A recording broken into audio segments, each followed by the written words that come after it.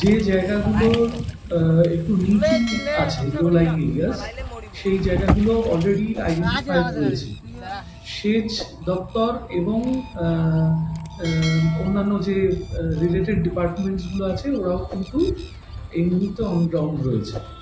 মাননীয় মুখ্যমন্ত্রীর নির্দেশ রয়েছে সর্বতভাবে মানুষের পাশে দাঁড়ানোর, এবং আমরা এটা সুনিশ্চিত করব যাতে কোনো অবস্থাতেই আমাদের এখানে কোনো রকম কারোরই কোনো অসুবিধা না হয়।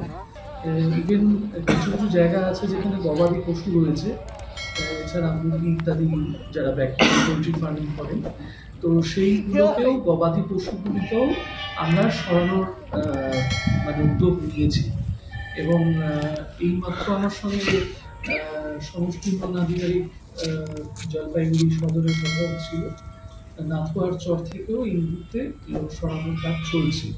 সুতরাং প্রশাসন সর্বতভাবে সতর্ক রয়েছে